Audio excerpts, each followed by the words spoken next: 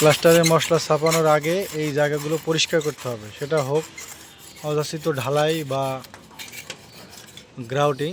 এই গ্রাউটিংটাই বেশি থাকে, কেননা উপরে যখন গ্রাউটিংটা দেওয়া হয় এটা নিচে পড়ে, নিচে পড়ার কারণে এটা আলাদা একটা লেয়ার তৈরি হয়, যার কারণে এইটার উপরে সিমেন্ট বালুর মশলা ধরে কিন্তু নিচে ফাঁকা থাকে আর এটা দুর্বল থাকে, যার কারণে এই সকল জায়গাগুলো ভালো করে পরিষ্কার করতে হবে এবং পরবর্তীতে মশলা ছাপাইতে হবে। এটা কোনোভাবে চেক না করে আসলে প্লাস্টারের মশলা ছাপানো ঠিক না।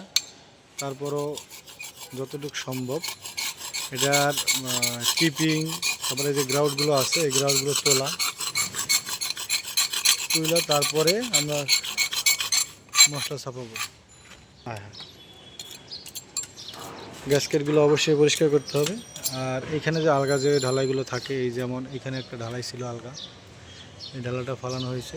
আর একটা বিষয় হলো এইখানে ডগনার যে ছিদ্রগুলো থাকে, এই ডগনার ছিদ্রগুলোতে অবশ্যই 1/2 ইঞ্চি পাথর অথবা 3/4 পাথর এইটার সাথে মশলা বানিয়ে তারপরে এটা বন্ধ করতে হবে। এটা করার মূল কারণ হলো যে পরবর্তীতে এখানে যে পানিটা আছে এটা এইটার খোয়াগুলো এগুলো খেয়ে ফেলে এবং এখানে একটা ফাটল তৈরি হয়, যার কারণে এই জিনিসগুলো পাথর দিয়ে ঢালাই করতে হবে। জায়গাটা কত ময়লা আবর্জনা ভরা ছিল। আর এই যে গ্রাউটগুলো আছে এই গ্রাউটগুলো ভালো করে পরিষ্কার করতে হবে। এই দেখেন এইখানে যে গ্রাউটগুলো আছে বাড়ি দিলে কী অবস্থা হয়।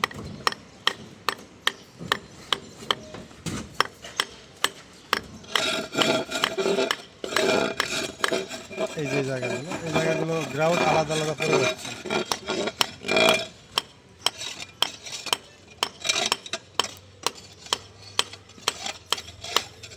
তো এইটার উপরে যদি মশলা ছাপানো হয় তখন এই আলাদা একটা লেয়ার, এই লেয়ারের সাথে এই মশলাটা ধরে না, এই লেয়ারটা আলাদা হয়ে যায়, তখন এটা প্লাস্টারটা দুর্বল হয়ে যায়।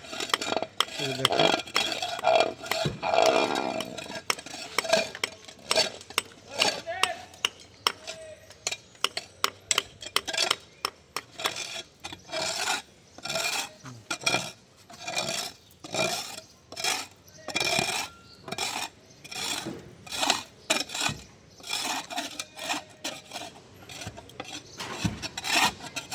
এই যে ময়লাটা আছে, এই যে ময়লাটা দেখ, এটা বাড়িতে আমি একটু ভিডিও করি।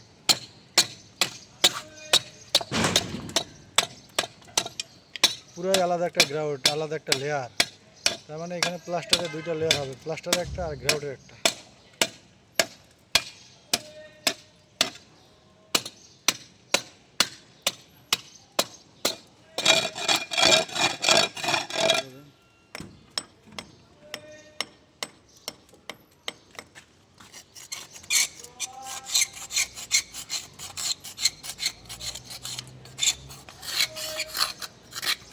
এটা বাড়ি দিয়ে বাড়ি দিয়ে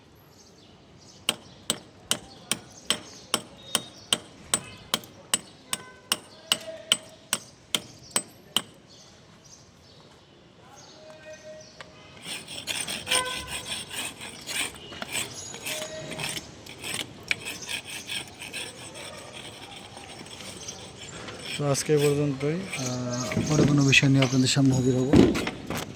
এ পর্যন্ত সবাই ভালো থাকবেন এবং এই কাজগুলো অবশ্যই করবেন, তা না হলে আপনার প্লাস্টার দুর্বল হয়ে যাবে।